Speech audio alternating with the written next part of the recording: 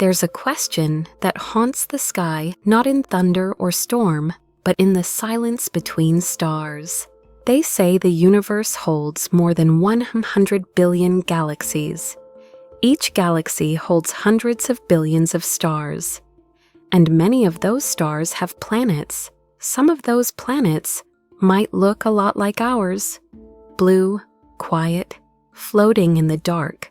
Statistically, the numbers lean toward abundance, possibility, life. So why does it feel like no one is answering?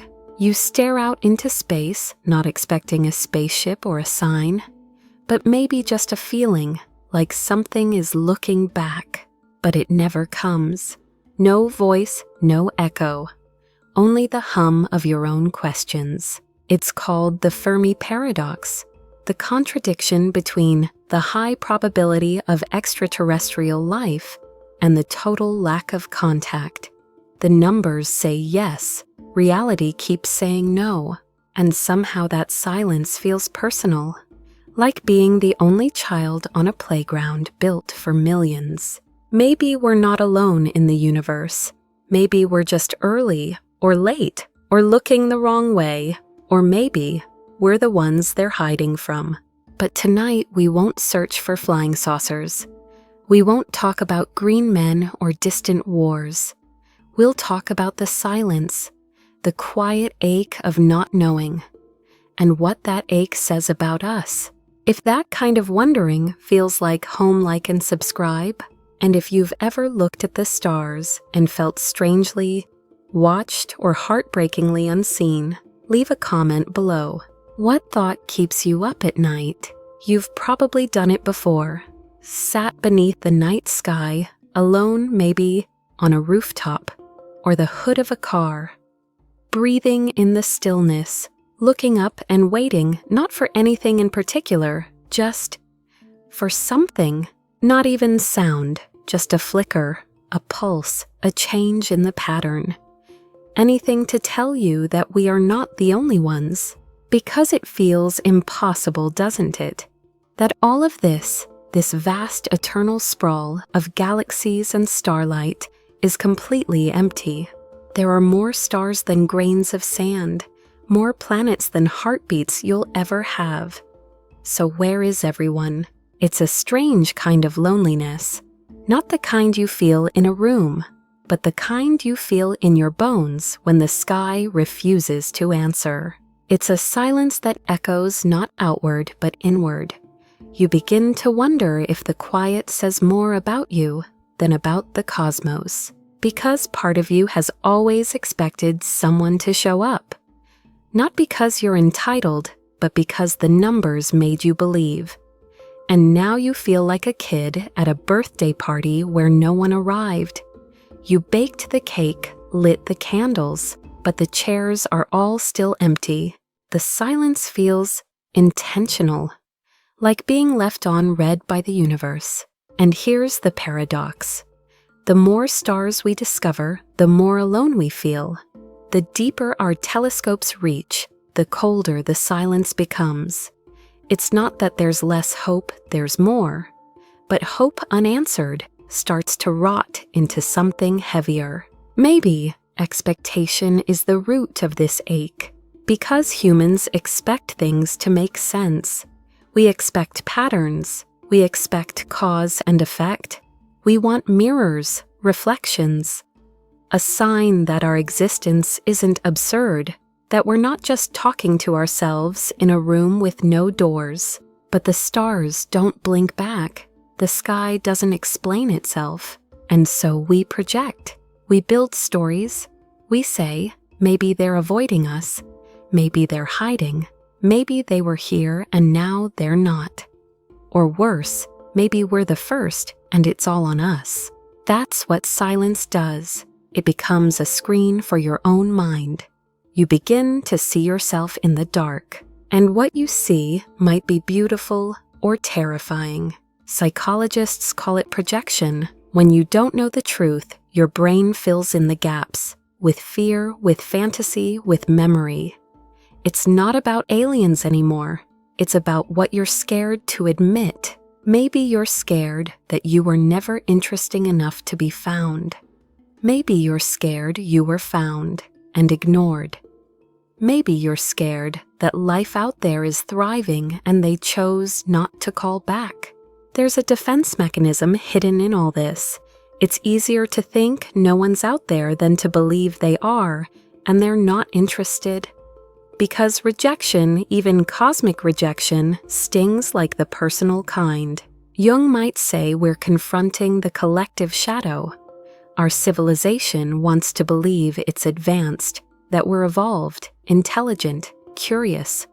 But what if another intelligence looked at us and saw only noise, conflict, waste, pain?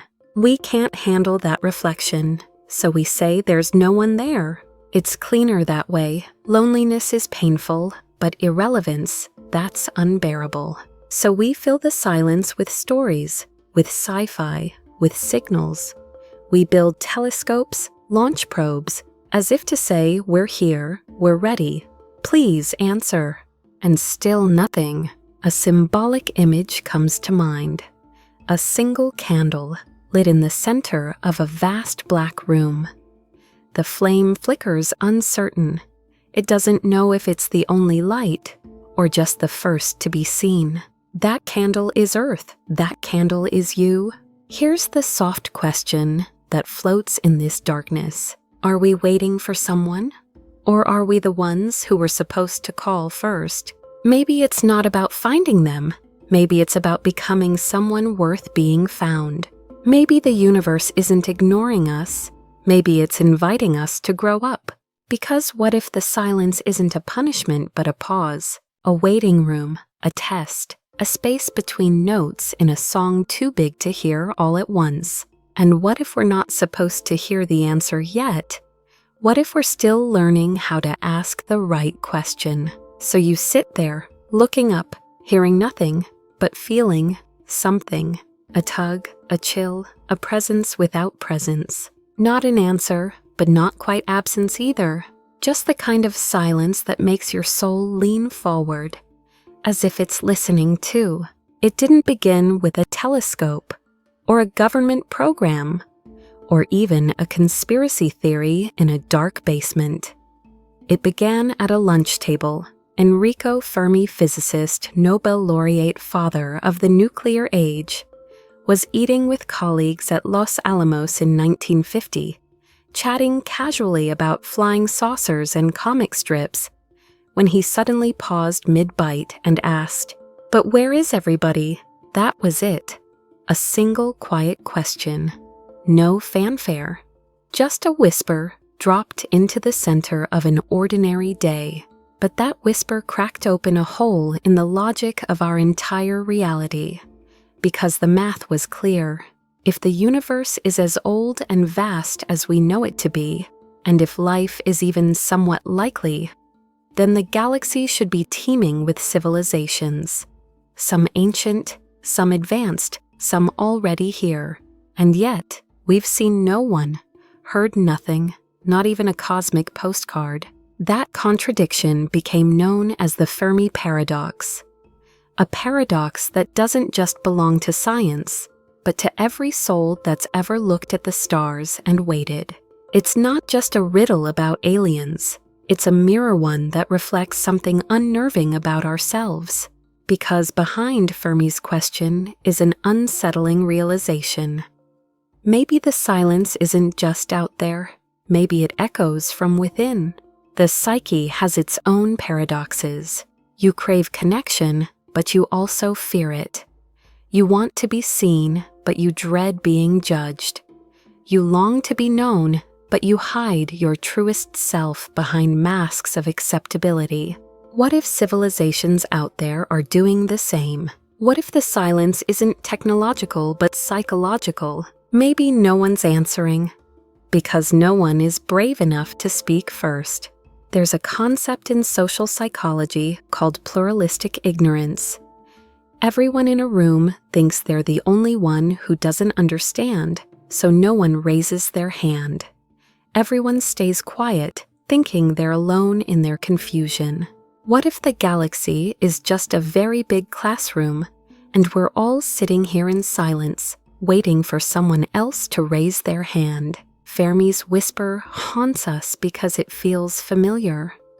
Not because it's about space, but because it reminds us of that old childhood ache when you call out to a friend in the dark and no one answers. The absence begins to feel like rejection, and so like children we pretend we never wanted a response anyway. That's ego defense, a way of protecting the softest parts of ourselves from the sharp teeth of indifference. The mind says maybe they're too far, maybe they're extinct, maybe we're unique, but underneath those justifications, there's a small hidden voice that wonders, maybe we're not interesting enough, and that hurts more than silence. Carl Jung believed that what we repress becomes shadow, and what we deny in ourselves we project onto the unknown. Perhaps our search for extraterrestrials is really a search for what we've lost in ourselves. Connection, curiosity, cooperation, meaning. Instead, we find silence, and in that silence we install our fears. We imagine alien conquerors, destroyers, parasites, because we know how we behave when we discover new worlds. We see others through the lens of our own shadows. So Fermi's whisper lingers, not as a problem to be solved, but as a koan, a looping riddle, a soft contradiction. If life is probable, why does it feel impossible? And maybe there's another layer beneath this, a cosmic form of trauma response. Because if we are alone, if we really are the only ones awake in the dark, then every war, every act of cruelty, every moment of compassion carries more weight than we can bear. If we are alone, then this is it. This moment, this earth, this fragile attempt to be kind. It means the stakes are unspeakably high. No one is coming to save us. No one is watching. No one is grading us from above. And that level of responsibility terrifies the unconscious. So we do what we've always done. We distract. We argue, we shrink the question. We look away, but the whisper remains. A symbolic image rises, a chalkboard filled with equations, gravity, entropy, light speed, all solved in brilliant white lines. Except for one space, one box, one blank, the place where them should be. And somehow that one missing variable makes the entire equation feel incomplete. Because maybe it's not about them at all. Maybe it's about us realizing that the silence isn't something to fear. It's something to understand. There's a theory that threads quietly through late-night forms physics papers and whispered conversations among scientists who never quite meet your eyes when they say it. It's called the Great Filter, and it begins with a chilling question. What if the silence isn't because no one ever existed, but because something is removing them? Not a monster, not a war, just a wall, an invisible point in the evolution of intelligent life that's nearly impossible to cross. The Great Filter is the idea that somewhere along the path from stardust to starships, something stops almost everything. And maybe, just maybe, it stops everything every time. The paradox now takes a darker turn. Because if we haven't seen other civilizations, there are two possibilities. One, we're rare because we've already passed the filter. We made it through the danger. We're the survivors, alone but advanced. Or two, the filter still lies ahead of us, and no one ever gets through it. That silence we hear, it's not absence, it's aftermath. Maybe they were here, brilliant, curious, kind, and now they're not. Gone not with a bang, but with the quiet collapse of complexity. A slow forgetting, a terminal tipping point. This possibility seeps deep into the human psyche. Because it mirrors something we carry as individuals, the fear of not making it. The haunting question of whether growth awareness and love are enough to keep us alive. On the surface, it's a scientific theory, but inside, it feels like a mirror of personal trauma. Gabor Mate writes that trauma isn't what happens to you. It's what happens inside you as a result of what happens. And humanity, in its collective unconscious, may carry the trauma of isolation and the fear that something, whether inside or outside, is always waiting to end us before we arrive. That fear drives us. It fuels our myths. Apocalypses, collapses, extinctions. We are obsessed with our own ending. But the great filter isn't just about destruction, it's about thresholds, points you cross or don't. In psychology, it's the moment you either break through the pattern or repeat it. You can call it the moment of awakening or the edge of the cliff. Either way, it's irreversible. And so we wonder, are we before the filter or after? The soft terror is in not knowing, and that terror lives in our bodies. In every sleepless night where your mind whispers, what if I'm not enough? What if I don't make it? What if everything I build ends in silence? You see, we personalize the cosmic. We look at the absence of life out there and project our own fears of failure onto it. It's easier to face extinction at a planetary level than to sit with the extinction of our personal hopes. The filter becomes a metaphor for all the ways we self-sabotage, both as individuals and as a species. Addiction, neglect, violence, the refusal to evolve, the rejection of connection. Maybe the filter isn't some alien trap. Maybe it's us, the ego, the fear, the systems we refuse to change even when they're clearly destroying us. Jung might say this is the confrontation with the shadow, that to transcend, we must first meet what we've buried. But meeting your shadow hurts, and so does asking the question, what if the thing that stops life from thriving is always built in? What if intelligence always creates the tools for its own erasure? We invent fire then bombs, we build networks then walls. We learn to communicate and use it to lie. And maybe that's the filter, the temptation to destroy what we're afraid to heal. Still, there's something hopeful in this darkness. Because if we are before the filter, if it's still ahead of us, then awareness matters. Reflection matters. Consciousness becomes not just a tool, but a compass. A way to notice the cliff before we step off. And if we've already passed the filter, then we are miraculous. The first, the spark in the dark. Either way, the silence has meaning. It's either a warning or a monument. A symbolic image appears, a hallway lined with doors. Each door labeled with a civilization, a planet, a timeline. Most are closed, some are broken, but one, just one, is still ajar. And behind it, a dim light flickers, uncertain, alive. That door might be us. And the question lingers soft and heavy. What will we do with the silence that remains? There's a theory that shifts the loneliness into something even more unsettling. What if we're not alone, but simply being ignored? It's called the zoo hypothesis. The idea is simple but disturbing. Advanced civilizations know we exist. They've heard us, seen us, but they choose not to engage. Not because we're invisible, but because we're untouchable. Like animals in an exhibit, behind glass, on display, observed but never interacted with. Imagine walking past an anthill. You see movement, structure, even intelligence. But do you kneel down and introduce yourself? Do you try to explain who you are, what you know, how the stars feel when you touch them? Or do you simply watch? From their view, maybe that's all we are. Primitive, aggressive, fascinating but unpredictable. So they watch, and we mistake the silence for absence. But the deeper question isn't about aliens at all.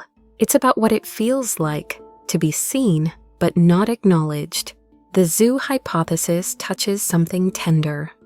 a psychic wound that many carry but few speak aloud. Why do they see me but never come closer? It mirrors the childhood experience of emotional neglect. Not abuse, not violence, just the slow ache of being observed without being met. Parents who are present but not attuned. Friends who hear your words but don't understand your silence. You grow up inside a glass wall.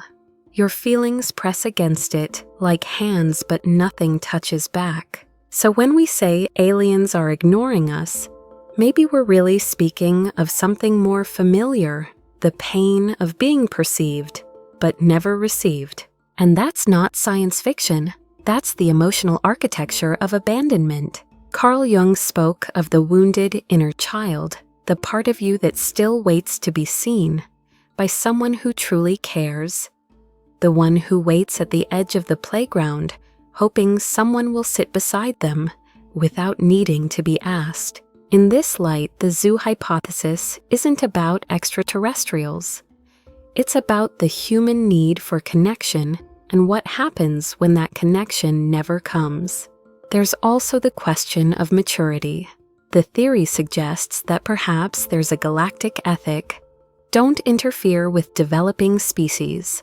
Let them grow. Let them evolve on their own terms. Maybe we're in quarantine, not as punishment but protection, a cosmic form of gentle parenting. But here's the paradox. To grow, we need connection. But to be ready for connection, we must grow. And so we sit here, in our invisible terrarium, reaching out, shouting signals into the dark, and hearing only our own voice bounce back. It creates a tension, a loop between wanting and waiting. It's the same loop you've felt in relationships. The desire to be known colliding with the fear of being judged.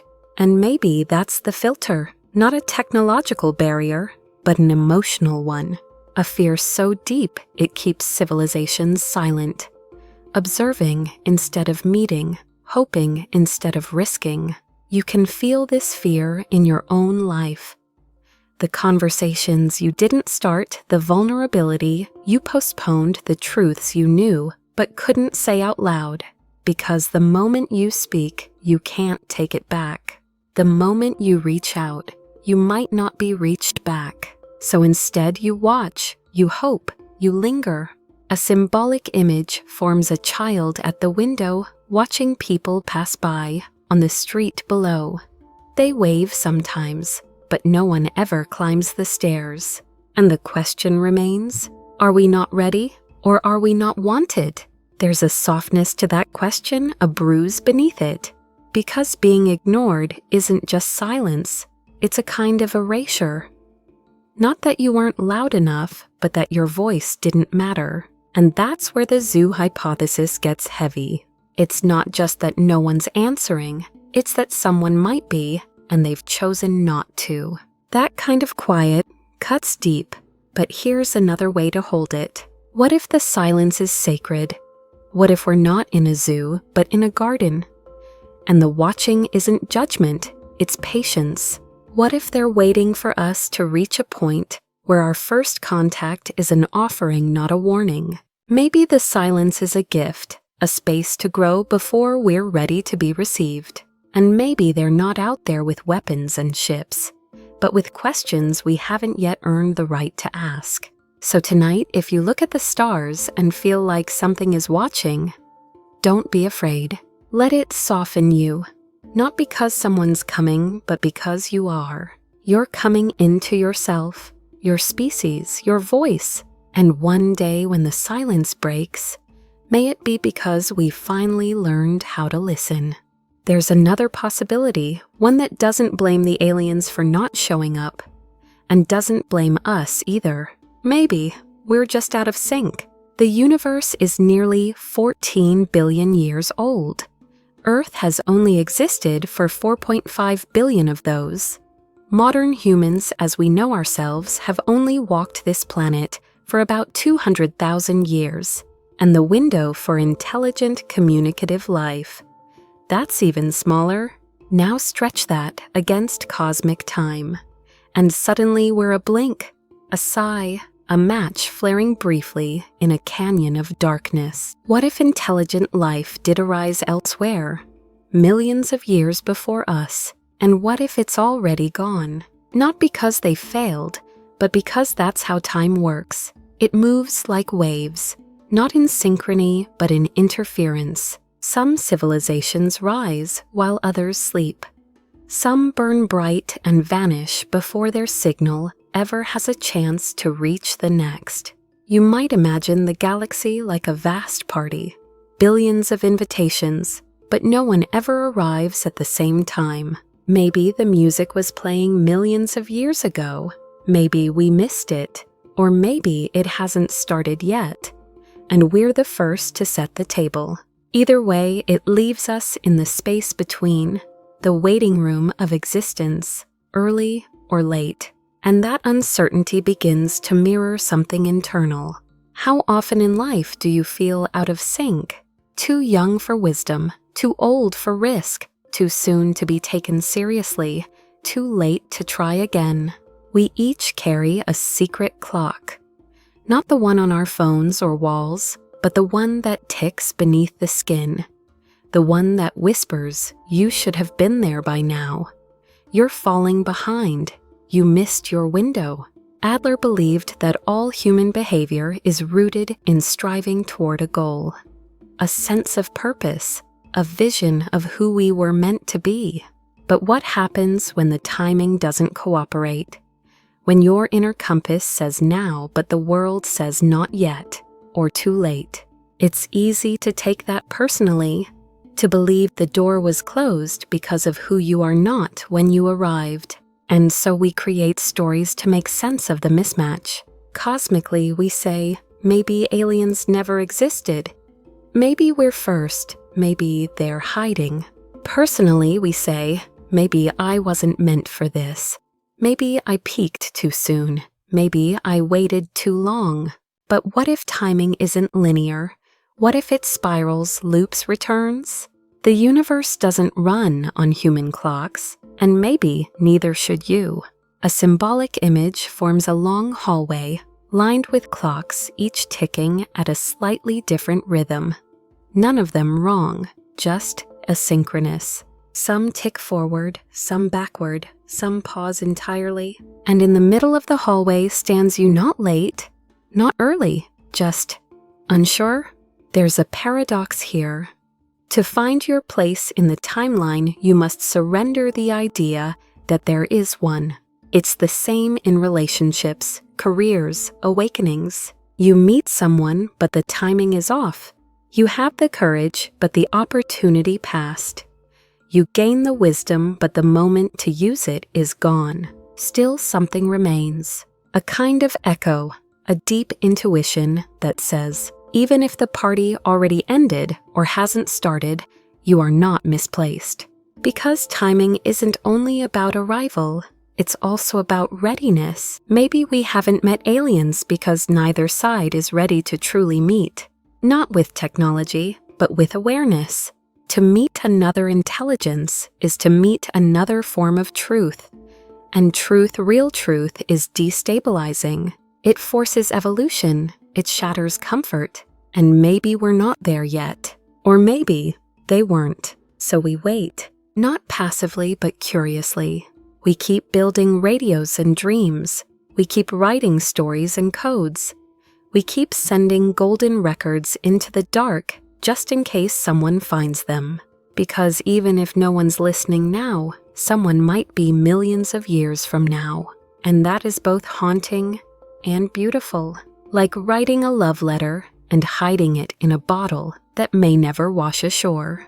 But you write it anyway, because the act itself is sacred. So here's the soft question tonight. What if your timing was never wrong, just different? What if all of this, the silence, the slowness, the ache isn't a punishment but a prelude? Maybe the stars aren't empty. Maybe they're just waiting for the right chord to align, the right breath, the right moment when two flares of consciousness finally overlap. And in that moment, there will be no early, no late, just recognition, and the silence at last will break. We've been listening for decades, great dishes of metal pointed at the stars' ears carved out of the earth itself, listening for a single note that wasn't born from us, and yet, still nothing. But maybe it's not because no one's speaking. Maybe it's because we don't know how to listen. You see, there's a difference between noise and signal. Noise is everything. Signal is what matters. But distinguishing one from the other requires knowing what you're looking for. And right now we don't. Imagine standing in a crowded room, everyone speaking a language you don't understand.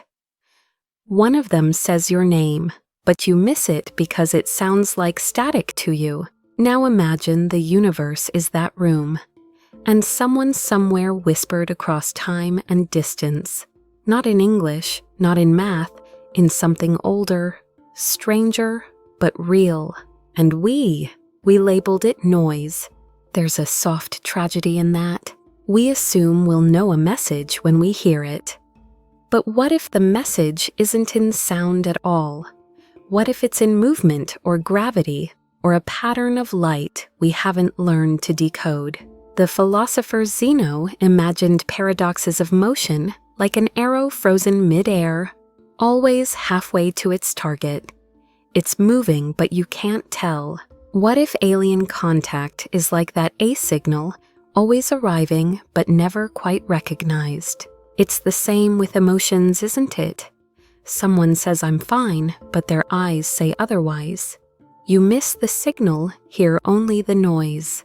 Or you feel something inside yourself, an ache, a pull, but you dismiss it as background static. Just another thought, just another hum. And yet, sometimes the signal is buried there, in the overlooked, the uncomfortable, the thing that doesn't fit.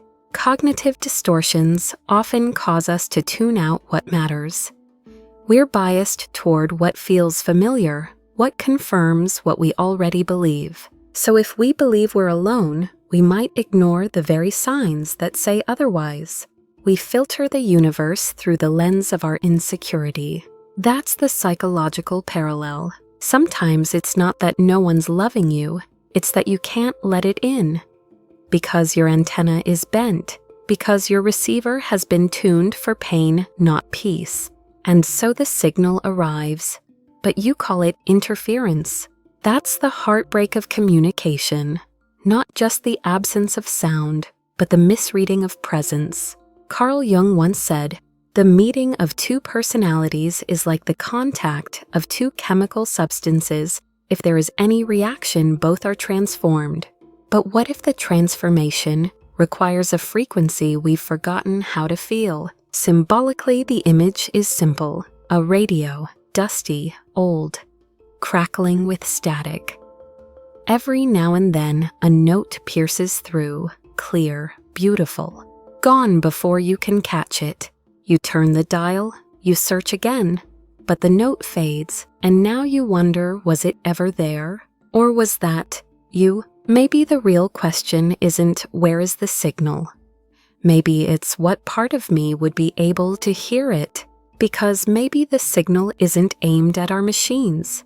Maybe it's aimed at our minds. And if our minds are cluttered, anxious, guarded, how could we ever receive it? The brain filters out over 90% of sensory data. It has to, otherwise we'd be overwhelmed. So maybe the universe is reaching out. But the part of us that could notice has been put to sleep. In dream logic, you don't need words to understand meaning. You just know. You feel it in symbols, in rhythm, in temperature. Maybe the cosmos speaks in that language, one we left behind when we traded intuition for calculation. But what if we could return to it just for a moment? Not to abandon science, but to soften around its edges. To remember that mystery isn't the enemy of truth. It's the invitation to go deeper. So tonight, when you lie in bed and listen to the hum of the world, pay attention to what sounds like nonsense. The flicker of thought, the sudden pull, the thing you almost dismissed. It might be noise, but it might be the signal you've been waiting for. And even if it's not from another world, what if it's from another part of you, a version of you you've silenced, ignored, placed in the background? Tonight, tune in. Here's the soft question. What if the answer was always there, but your frequency was set to doubt? Maybe the cosmos is already speaking, but to hear it, you don't need bigger telescopes. You need quieter minds. When we imagine aliens, we often picture something eerily close to ourselves. Bipedal, symmetrical, eyes in the front, hands that grasp, minds that reason. Sometimes they're taller, sometimes they're green, but always they carry our shadows. They wage wars, they form hierarchies, they seek control or salvation. In a way, we don't imagine the unknown. We imagine a version of ourselves that got there first. This is the mirror of expectation, a strange reflex of the human psyche, to cast ourselves onto the void and wait to be reflected back.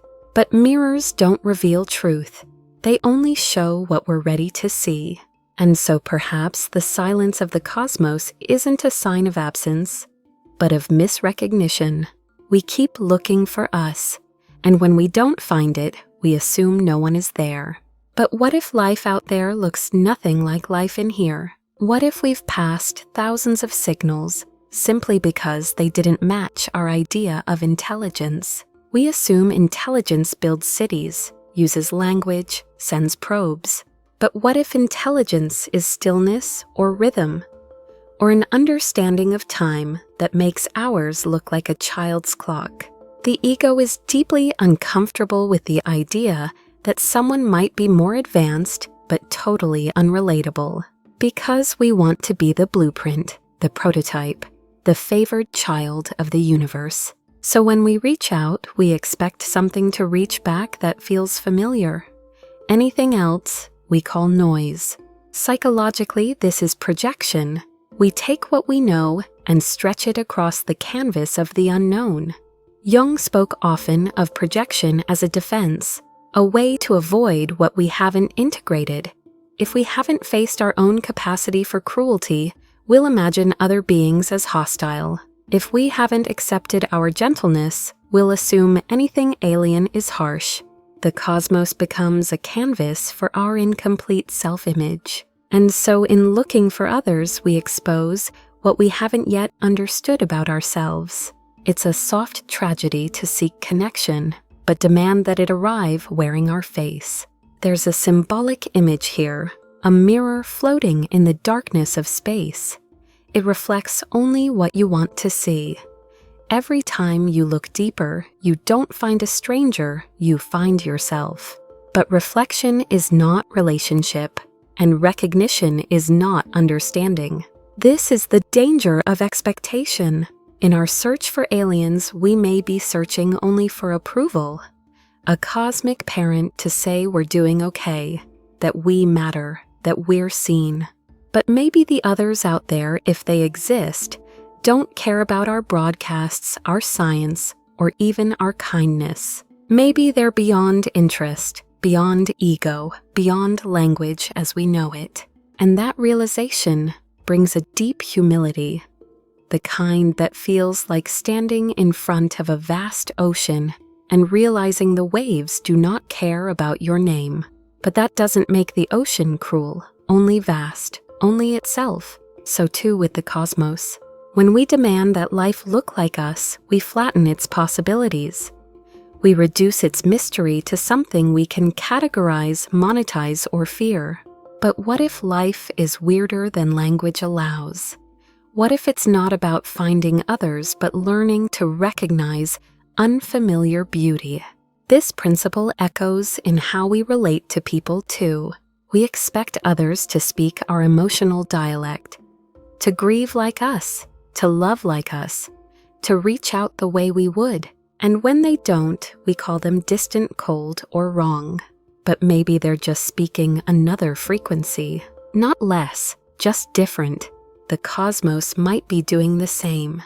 And the tragedy is not that we're ignored, but that we never learned how to listen outside of ourselves. Here's the paradox. To truly meet the other, you must first let go of yourself. Not in a dissolving way, but in a soft loosening. The way you release your grip on a question so the answer has room to breathe. And so maybe the silence isn't rejection. Maybe it's invitation to grow beyond our mirror, to imagine without expecting, to dream without needing the dream to obey. Here's the soft question. Are you looking to be found or to be affirmed? Because if we're only listening for a voice that sounds like ours, we may miss the ones that speak in wind and gravity, in forms we don't yet know how to honor. Maybe the aliens we seek aren't reflections, but revelations. Not answers, but mirrors that shatter. And maybe that's the first step toward truly meeting. Not just others, but ourselves. If you could float above Earth, not in a ship, but in a dream, and look down on the planet, spinning in silence, it might remind you of something else. A single drop of water adrift in an endless ocean of black. The metaphor isn't new. Scientists, poets, explorers, they've all called space the ocean of the cosmos. And it makes sense. Both are vast. Both hide life in their depths. Both are quiet until they're not. But here's the twist. The deeper you go into either one, the less light you find. Down in the real ocean, the one here on Earth, sunlight only reaches so far. Past a certain depth, it's all pressure, silence, and the unknown. Strangely, life still exists there, glowing, strange, unlike anything we imagined. And maybe space is the same. Maybe we've only explored the shallow end of the cosmic ocean. We skim the surface, we dip our antennas in, but we haven't learned to dive yet. And the creatures that live in the deep, they don't come to the surface. Not because they can't, but because it's not their environment. It's not their language. So maybe the aliens are out there, glowing in ways we don't understand, existing in pressures we can't survive, living timelines we can't comprehend. And maybe we've just been paddling in the kiddie pool thinking it's the sea. There's something humbling in that idea, and something oddly comforting, because it means the silence isn't evidence of absence, it's evidence of depth. And if depth exists, then mystery remains. Here's the paradox. The more we explore, the more we realize we haven't even begun. The deeper we dive, the darker it gets, but the more alive it becomes, just like the psyche. Jung often wrote about the unconscious mind as a kind of inner ocean, a place of buried desires, dreams, and archetypes. Not evil, not wrong, just submerged. You don't control it, but it shapes you. And until you dive into it, you mistake the surface for the self. So too with the universe. We think we've mapped the stars, but maybe we've only mapped the waves. Beneath them, something ancient stirs. And what if that something isn't waiting to be found, but to be understood? In your own life, there are oceans you avoid, memories too heavy, feelings too strange, thoughts that flicker and vanish before you can name them. We call that discomfort, but maybe it's just depth, and maybe the act of turning away is the very thing keeping you from connection. It's easy to believe you're alone when you never learned how to dive. That's not a failure, it's a pattern, one rooted in survival. But the ocean is still there, patient, full. A symbolic image rises, a diver in an old-fashioned suit, slowly descending into a dark sea. Their tether is frayed, their light flickering. But down there, something waits. Something not human, but not unkind. This is the cosmic metaphor. Space isn't empty, it's deep, and we're still learning how to swim. So we wait, but not in boredom, in becoming. Every satellite we launch is a breath held longer. Every frequency we tune is a step into the dark. And eventually, we may reach the pressure point where surface assumptions collapse, and we begin to understand the ocean not as other, but as home. Here's the soft question tonight. What if silence isn't proof you're alone, but proof you haven't gone deep enough, and not just in space, but in yourself? Maybe life exists out there, thriving, glowing, blooming in the quiet dark. Maybe you do too, but you'll never know until you stop trying to control the current and let yourself drift deeper. Not into madness, not into fantasy, but into mystery. And in that mystery, you may find something better than an answer. You may find awe. Maybe we've been asking the wrong question. Not where is everybody, but what if consciousness, real self-aware, reflective consciousness is far more rare than we thought? We assume that life, given enough time, leads naturally to intelligence. That intelligence evolves toward awareness, and that awareness reaches for the stars. But what if that path isn't automatic? What if it's a narrow ridge, easily lost, easily broken? Maybe bacteria are common, maybe plants too, even simple creatures blinking in shallow seas on distant worlds. But a being that asks, why am I here? That pauses at the edge of action, to reflect, to imagine, to mourn, to love. That might be something else entirely. That might be the exception, not the rule. You sitting there with a quiet ache in your chest, thinking about stars you've never touched. You might be more rare than entire galaxies. And yet you barely think of yourself that way. You call it overthinking, daydreaming. You label your sensitivity as weakness, your questions as distractions. But maybe those are the very signs that you are among the few who see, the few who feel. Gabor Mate reminds us that sensitivity is not a flaw, it's a system tuned finely for survival, connection, truth. And in a universe of burning matter and silent rock, maybe that sensitivity, that awareness is the only real miracle. We wait for aliens to speak, to send signals, but we rarely ask, are we even capable of hearing ourselves? Not our voices, but our inner voice, the one that speaks in silence, in symbols, in sudden stillness at midnight. Carl Jung described consciousness as a candle in a vast dark cave, small, flickering, but the only source of meaning in the room. So we are each of us a fragile flame, trying to understand the cave we were born into, and we look outward, hoping that someone else has a brighter fire, some alien mind that's already mapped the shadows. But maybe the cave isn't to be lit. Maybe it's to be felt. And maybe consciousness isn't the end result of life, but a kind of strange deviation, an anomaly. Not better, not higher, just unexpected. Which makes you unexpected. That thought can feel heavy, isolating, but also intimate.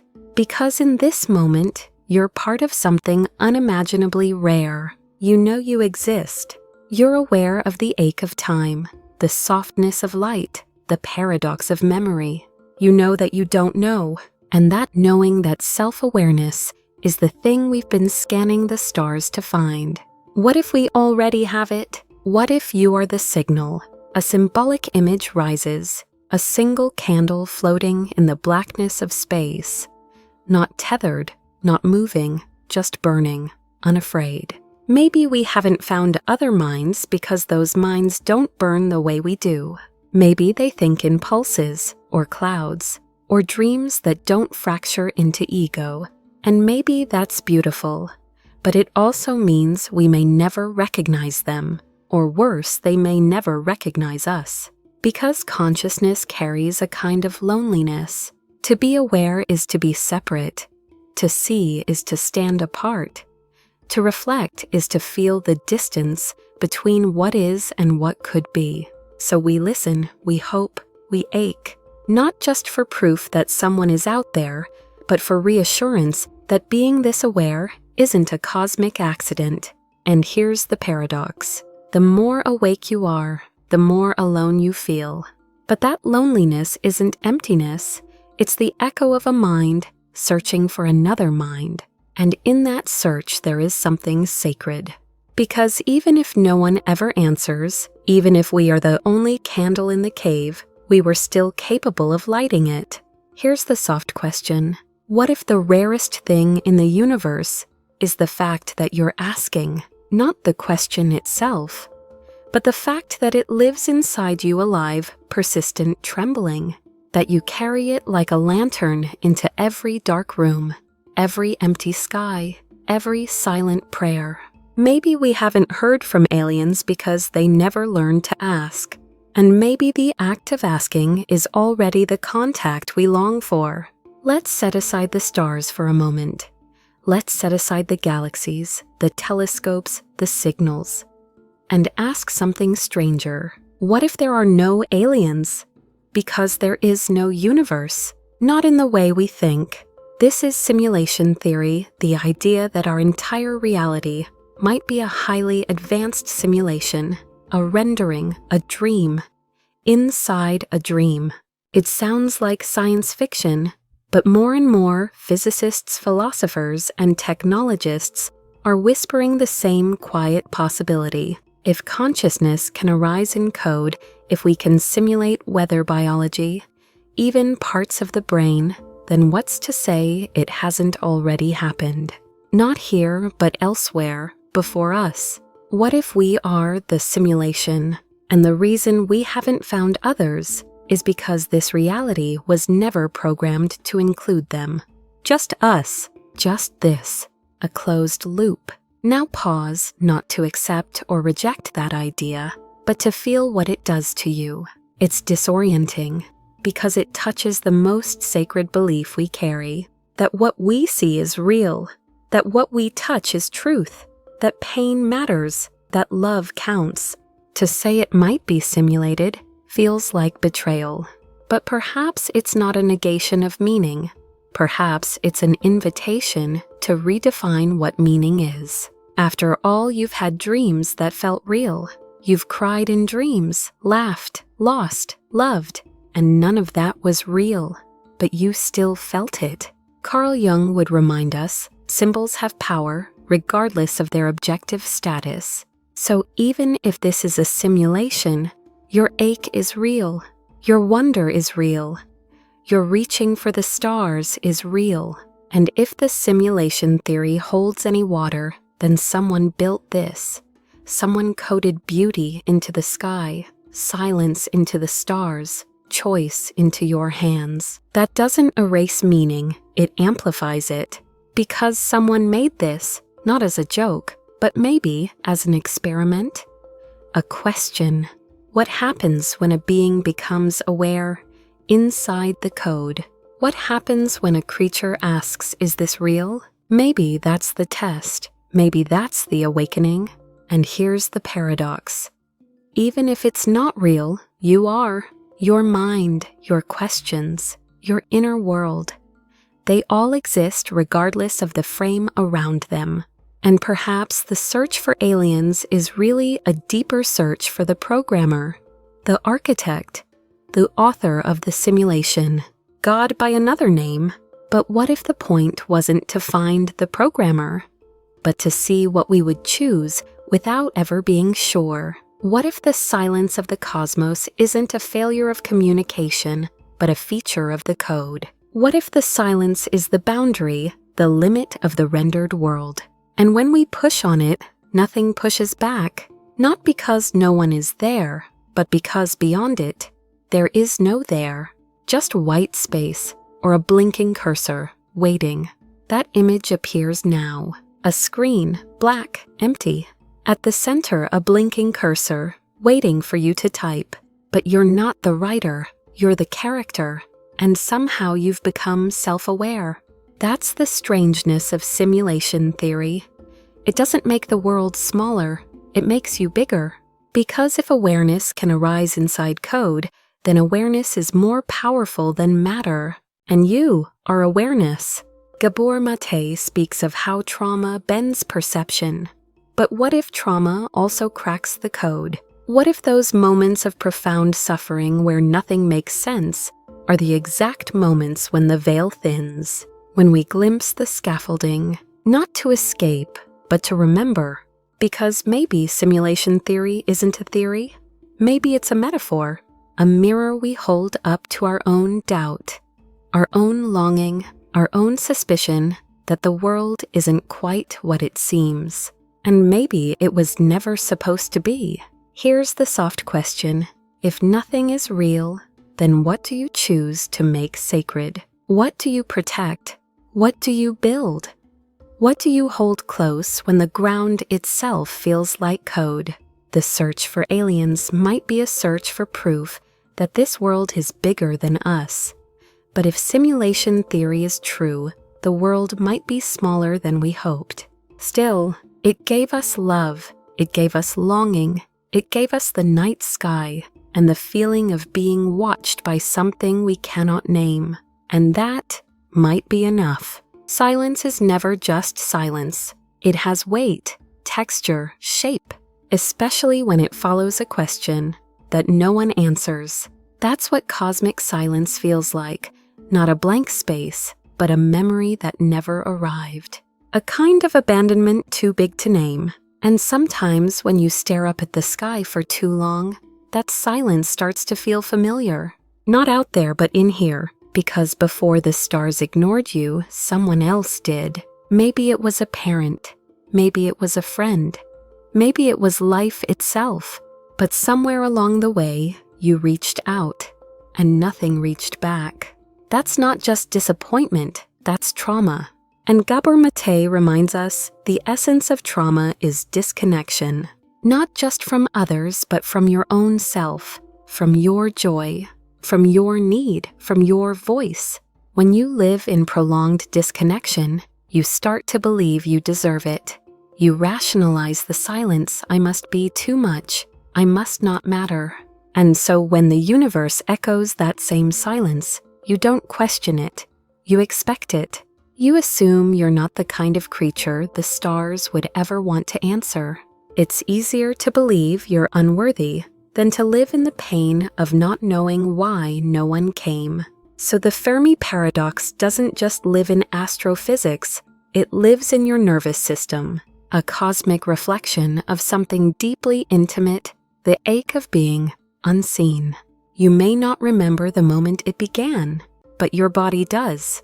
The moment you stopped expecting comfort.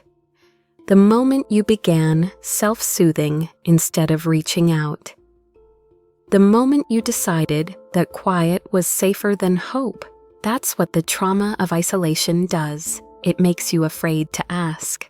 Because asking means opening, and opening means risk. So we shut down. As individuals, as a species, we build telescopes, but not intimacy.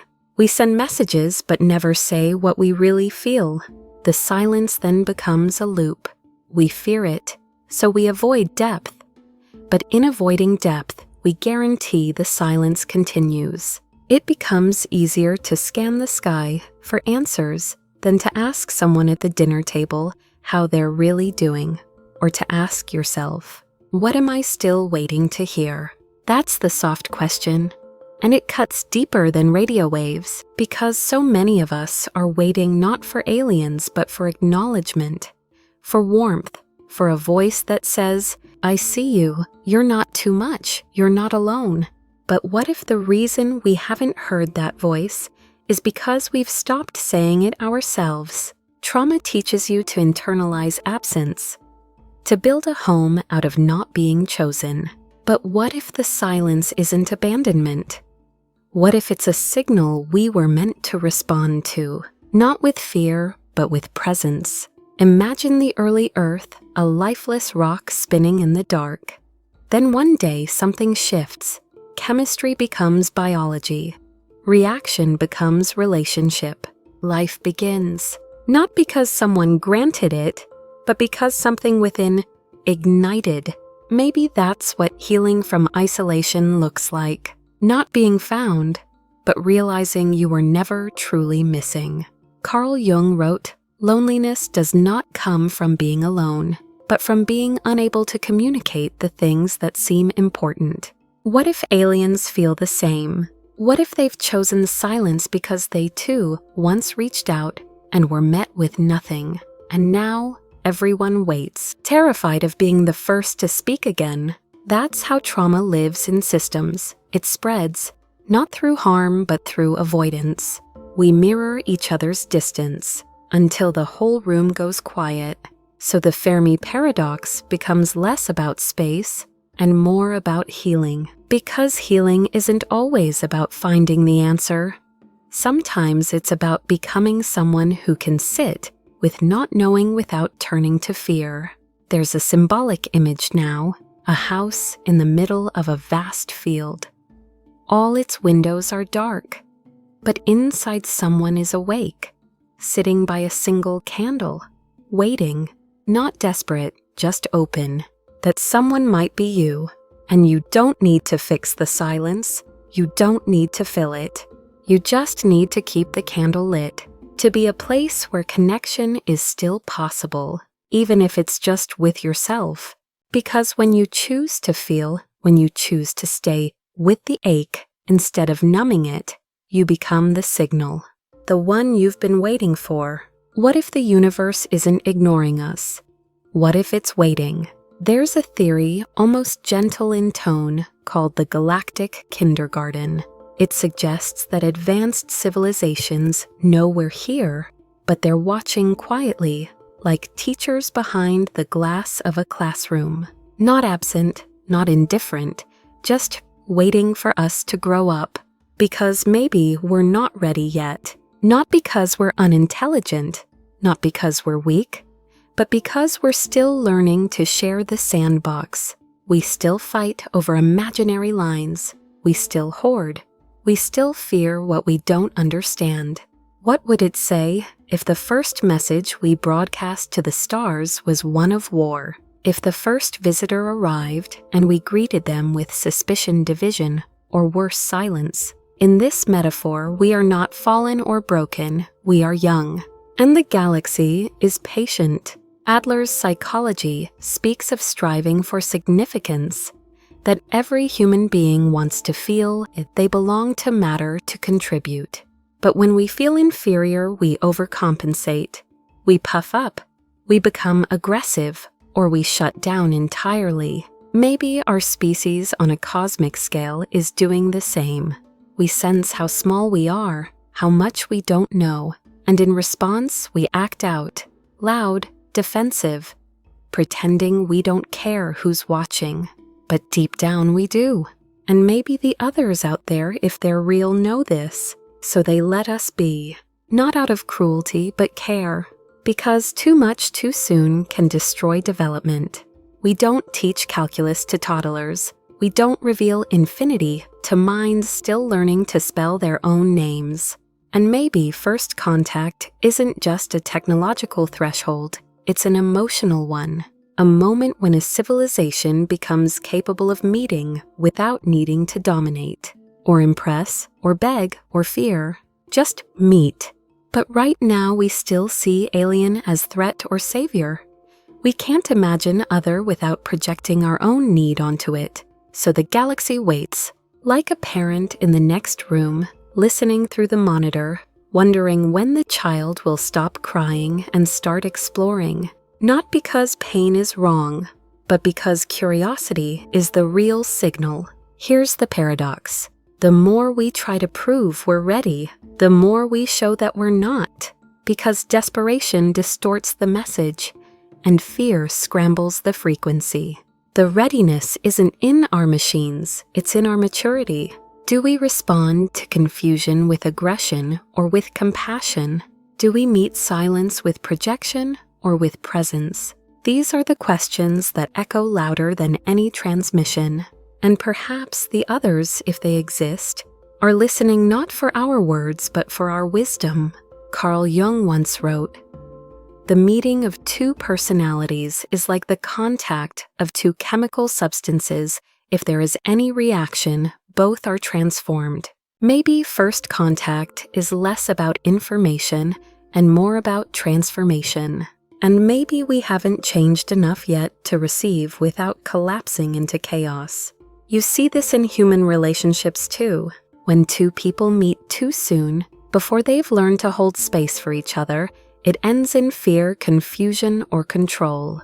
But when they meet at the right time, something softer happens, something real.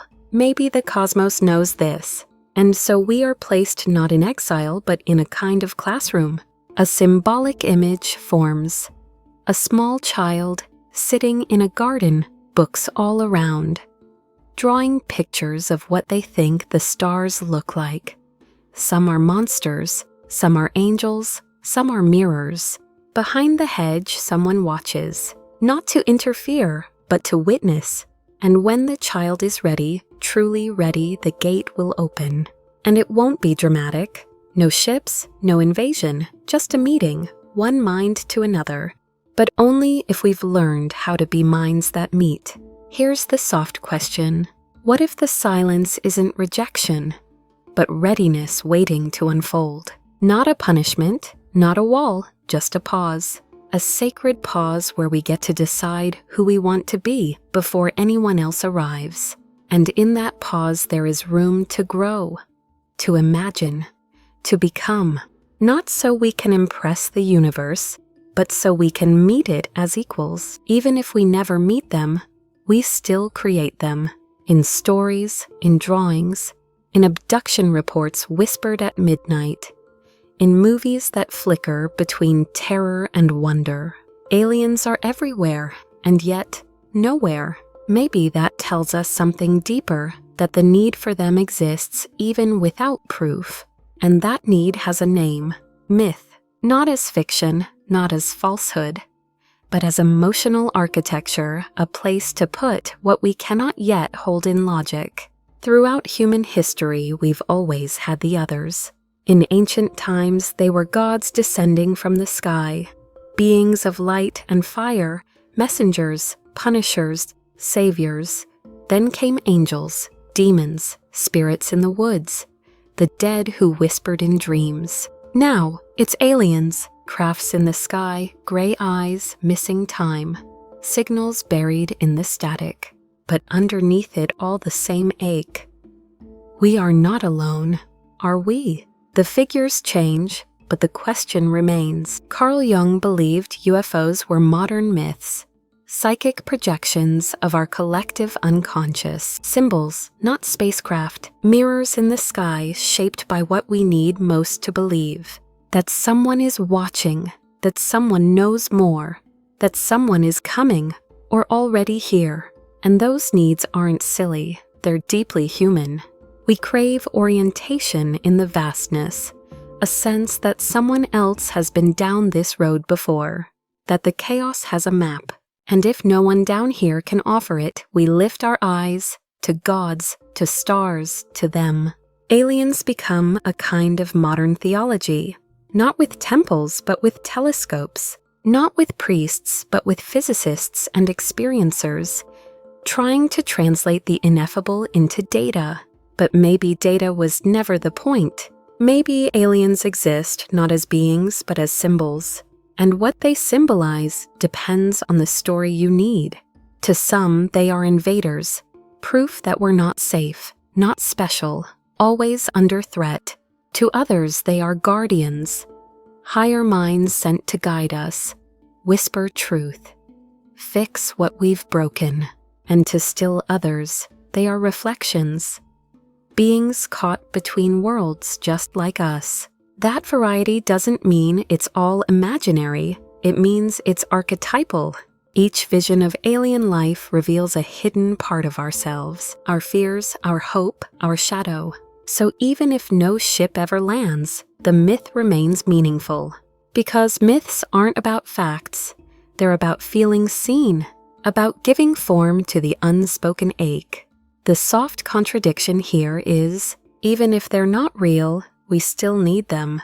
Not for answers, but for questions, for the spaciousness they bring, for the mirror they hold. Because in speaking of aliens, we speak of ourselves in a language that feels safe. It's easier to say, I feel watched by something out there, than to say, I feel unseen by the people around me. It's easier to ask, do they care, than to ask, why don't I? So the myth grows, and maybe it should. Because myths hold truths that logic isn't always ready for, we process through symbol what the heart can't yet say aloud. And in this way, aliens aren't just stories, they're vessels. For our loneliness, our hunger for meaning, our hope that someone somewhere has figured this all out. They are the possibility that chaos has context, and that we are part of something larger, wiser, more alive. A symbolic image forms a book thick and ancient, its pages blank. But every night someone writes a new chapter with their dream, their question, their ache. That book is us, and the myth of aliens is one of its chapters. It doesn't have to be true to be sacred, because truth is only one kind of reality, and myth is the kind that helps you keep breathing when reality gets too heavy. Here's the soft question. What story are you telling when you say you believe in them? Not just what do they look like, but what do they mean to you? Maybe you don't need them to land. Maybe you just need what they represent. Hope, mystery. The idea that we are not the final word. So tonight, whether you believe or not, let the myth be kind to you. Let it open something. Let it remind you that being human has always meant yearning toward the sky. You've looked outward for so long, into telescopes, into stories, into endless fields of stars. But maybe, just maybe, you've been looking in the wrong direction. What if the thing you've been searching for isn't out there? What if the aliens, the others, the answers, the signs have always been within? Not as a metaphor, but as a psychological truth. A hidden presence folded inside your own awareness, a part of you that feels foreign. Jung might call this the shadow, the part of the psyche you deny, exile, or can't quite name. Not because it's evil, but because it doesn't fit your idea of who you are. You feel something strange in yourself, a sudden pull towards silence, an urge to cry for no reason, a dream you can't explain, a curiosity that doesn't feel like it belongs to you, and you wonder, where is this coming from? What if that is contact? Not with some distant civilization, but with the part of you that is wildly unknown. Because here's a thought, maybe you are the alien to yourself. Maybe the deeper you go, the stranger you become. Not in a frightening way, but in a liberating one. Maybe alien life isn't out there at all. Maybe it's the untapped intelligence buried inside your own unconscious. The creativity that startles you. The insights that arrive without effort. The feelings that feel too big for this body. What if the cosmos built itself to reflect inward, and the silence we hear is not a punishment, but an invitation to stop searching the skies and begin exploring the soul? Because when you sit in stillness, eyes closed, mind softened, something begins to stir, something ancient, something intimate, something unfamiliar, a thought you didn't choose, a symbol you didn't learn, a presence that feels like home and mystery all at once. You don't need a spaceship for this journey.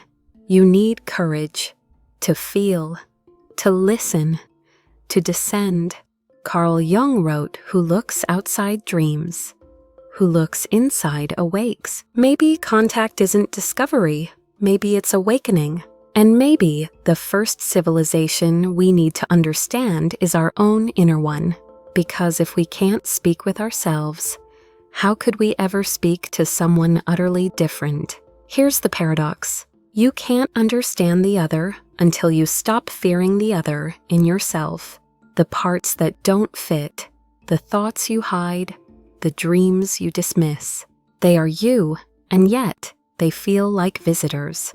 Aliens in your own mind. But that doesn't mean they don't belong. It means you haven't invited them in. So the question isn't just, are we alone in the universe? It's, are you alone in yourself? Have you met all your parts, or are you still waiting for permission? You see, we're so conditioned to be one thing, to have one identity, one voice, one self. But maybe we're plural, layered, multidimensional, a living constellation of contradictions, and meeting those contradictions might be the real first contact. A symbolic image rises, a person walking through a quiet forest at night. They feel watched not with fear, but with recognition. At a clearing, they find a mirror, but the reflection isn't quite them. It's older, wiser, stranger, beautiful in a way they've never let themselves be. And slowly they reach out. That's the inner alien, not a threat, but a potential. The self you've never fully met. Because it wasn't safe, because no one taught you how. And now the stars whisper begin. Not by decoding signals, but by listening to the ones already inside. The gut feeling, the dream that repeats, the pull toward the unknown. It's not nonsense, it's not noise, it's your signal. And maybe it's been trying to reach you this whole time. Here's the soft question. What part of you have you mistaken for something foreign? What have you labeled as weird when it might just be wise? What have you pushed away that might be here to show you a new way to be? Aliens may or may not exist out there, but the alien within is certain, and welcoming that part, learning its language, might be the only way we ever learn to meet something truly other. Not with fear, but with presence. Not with questions, but with quiet. And in that quiet, you may realize you were never waiting for them.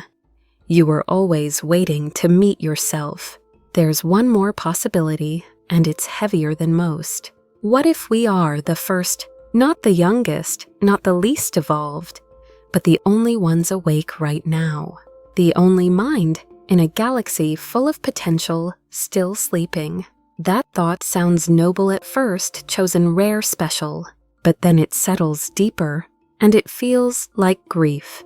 Because if that's true, there's no one coming, no one listening, no one to confirm that what we're doing here, this strange, fragile dance of becoming conscious, has been done before. We are not part of the great conversation. We are the ones who have to start it. That's a different kind of weight. The weight of being the loneliest intelligence. It's like walking into a cathedral so vast that your footsteps echo for centuries. And there's no one to hear them. You try anyway. You sing, you whisper, you send signals like prayer. And the silence answers not with rejection, but with stillness. This possibility, it sits in the psyche like a question with no words. Carl Jung would say we are all shaped by collective myths. But what if there's no collective beyond this planet? What if our unconscious is the cosmic unconscious? What if we're the only ones dreaming this dream right now? And what if intelligence isn't a destination, but a burden? Because to be aware is to know what could be lost. To love is to know what could be left behind. To care is to carry the weight of everything you can't control. The paradox here is devastating. We spend our lives longing to be understood, and the very thing that makes us understand is what isolates us. Consciousness connects us to everything and severs us from everything that isn't conscious. You can love a tree, a cat, a star, but you'll never know if it loves you back. You can broadcast a message to space, but you won't know if it lands. So you write anyway. You send the signal. You speak into the dark. And maybe that act itself is the meaning, not the reply, not the recognition, but the reaching. Because what if the universe doesn't want answers? What if it just wants witnesses? Eyes that open, hearts that feel, voices that try. In that case, you're already succeeding. We may be the loneliest intelligence, but we are intelligence nonetheless. The flame is lit. The message in the bottle has been written, and that matters. A symbolic image forms, a child sitting on a beach, holding a glass bottle. Inside a note, we were here. We tried to love. They seal it, they throw it into the sea, and they smile. Not because someone will find it, but because someone could. That possibility is enough, and maybe that's what makes us sacred. Not our success, not our knowledge, but our refusal to go silent even in the silence. Here's the soft question. If no one ever answers, will you still send the message? Will you still write? Still sing, still build things you may never see completed? Because maybe that's the mark of true intelligence. To choose meaning even when no one's watching. To create beauty even when no one claps. To love without knowing if it's returned. That is the loneliness of being first, but also the quiet glory. Because if someone does come after us, if someone stumbles across our signals, our art, our ruins, they will know we were here, and we reached, and we cared. Even if we never knew them, even if we never heard back. And in that reaching, we became more than matter. We became a voice in the silence. Maybe the silence was never meant to be solved. Maybe it was meant to be felt, not as proof of absence, but as a space wide enough to hold everything we don't yet understand. Because the Fermi Paradox was never just about aliens. It was about longing, the kind that stretches past language, the kind that aches inside stars and human hearts alike. You've walked through questions tonight, quiet ones, heavy ones, the kind that don't close but unfold. Maybe we'll never find them, or maybe we already have. In the mirror, in the myth, in the silence we thought was rejection, but was always an invitation to become the kind of being worth meeting.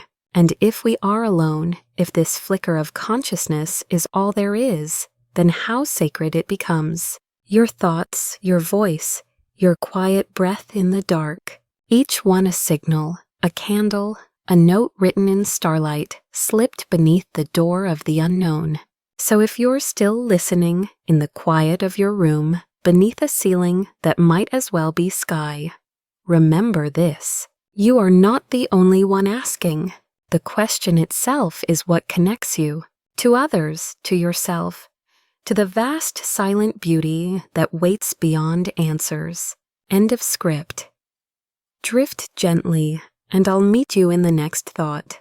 Maybe the silence was never meant to be solved. Maybe it was meant to be felt, not as proof of absence, but as a space wide enough to hold everything we don't yet understand. Because the Fermi Paradox was never just about aliens. It was about longing, the kind that stretches past language, the kind that aches inside stars and human hearts alike. You've walked through questions tonight, quiet ones, heavy ones, the kind that don't close but unfold. Maybe we'll never find them, or maybe we already have. In the mirror, in the myth, in the silence we thought was rejection, but was always an invitation to become the kind of being worth meeting. And if we are alone, if this flicker of consciousness is all there is, then how sacred it becomes. Your thoughts, your voice, your quiet breath in the dark, each one a signal, a candle, a note written in starlight, slipped beneath the door of the unknown. So if you're still listening in the quiet of your room, beneath a ceiling that might as well be sky, remember this. You are not the only one asking. The question itself is what connects you to others, to yourself, to the vast silent beauty that waits beyond answers. End of script. Drift gently, and I'll meet you in the next thought.